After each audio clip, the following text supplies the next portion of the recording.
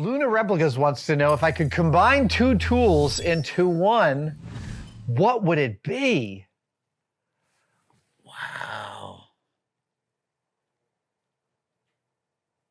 That's an interesting question. If I could combine two tools into one, I mean, I would love to be able to more rapidly swap out between a tap drill and a tap, because I'm so impatient. Even using a quick chuck and doing it is like, it'd be great to have some sort of turret system where I could do tap drill, tap, through drill, chamfer, the whole works with one drill. But that's sort of the quick change tool system I showed recently on the channel for my mill. I'm gonna have to think about that one, Max. That's a good question. Max Kaiserman is Luna Replicas, and we're pals. Max is also a maker and space addict, space nut like me. All right, let's see here. Oh, and Warship Models. Do I have any more tools that I would like to make for myself? Yes. Yes, there is a type of Keyway brooch for the lathe, which took me a while just to figure out how it worked. But I have a kit for it back there, a Hemingway kit for this Keyway brooch for the lathe. And I haven't yet built it, but it is in my plans. I'm really psyched about it.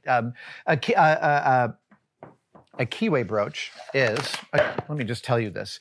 So when you cut a hole in something and you want to put a shaft through that, sometimes you want to lock the shaft to the thing you're putting it through. And in such a case, you might have a Keyway cut into that hole so that when the shaft goes through, it has a key that fits to that Keyway, and the shaft and its hole become one.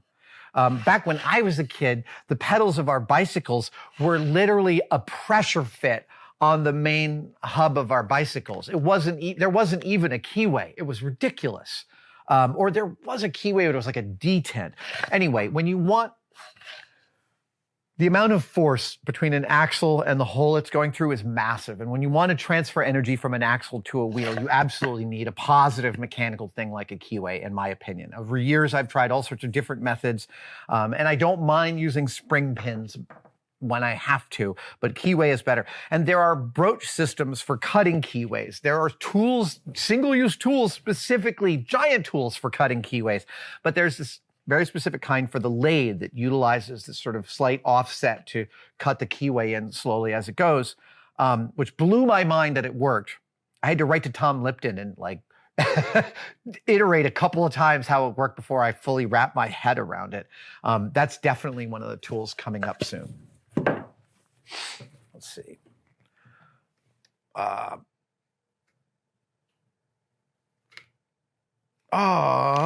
Let's see. Andrew Montgomery asks, what is the one tool on paper you thought, that's brilliant, I need me one of those, that when you acquired and lived with it, just didn't live up to the idea you had for them?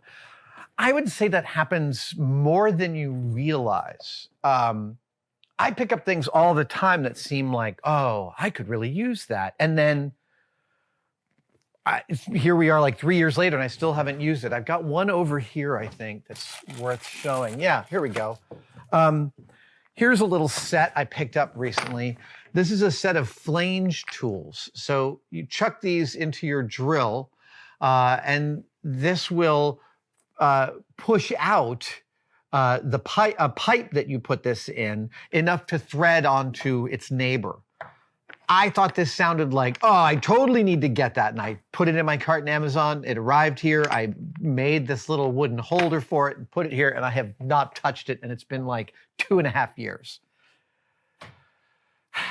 The trick is remembering where you put the thing, because when it's not part of your shop process, it's really easy to lose this crap. And it's like, that is one of the more difficult things, right?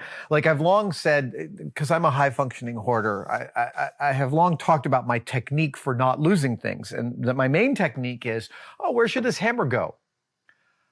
Where would I look for it at this second if I didn't know where it is? And then I put it there. And with this, again, even though it's not part of my regular shop practice yet, even though I haven't wrapped my head around its full utility because it hasn't come up in a build, I know where it should live because I know where I think it should live. And so there it stays until I need it. Of course, one of the other things that happens is sometimes I'm like here in the cave and I'm like on the phone having a phone call meeting. And while I'm having a phone call meeting, I do what you do, which is I wander around the room. And when I wander around the room, I like move stuff and I pick stuff up and I'm talking and I put stuff down and I'm still talking. And then I have no idea where anything is. This happened yesterday and caused a ridiculous disaster. So I was having a Zoom meeting, and in order to have the Zoom meeting, I put on my headphones. In order to put on my headphones, I took out my hearing aid. I took out my hearing aid and I put it down. I put it on the keyboard of my laptop. Maybe you can see where this is going to go. And at the end of the Zoom meeting, I was like, great, took off my headphones. Where's my hearing aid? Where's my hearing aid? I can't see my hearing aid. Let me close my laptop so I can find my hearing aid. I closed my laptop on my hearing aid and shattered the screen of my laptop. Reader, I felt really stupid. My hearing aid is fine, by the way. Thank you. That has been the most frequent question that when I've told people, it's like, how's the hearing aid?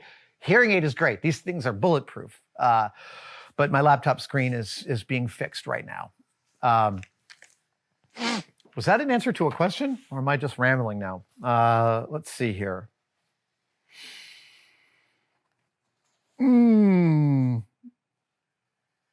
Build, break, repeat asks a question I'm not sure I have an answer to, but what tool do you find you use most infrequently, but has no other substitute?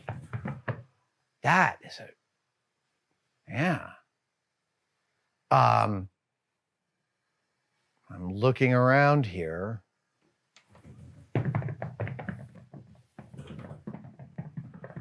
I use my trimmer very infrequently just to groom my dog, but that's not an interesting answer. What tool do I use most infrequently? I mean, what he then goes on to say, what they go on to say is in most cases it would be a fire extinguisher, but the cave isn't most places. I can tell you, this is without a doubt the thing I keep closest to me, but it is the least used in this cave. Thank goodness for fire extinguishers. Keep them close.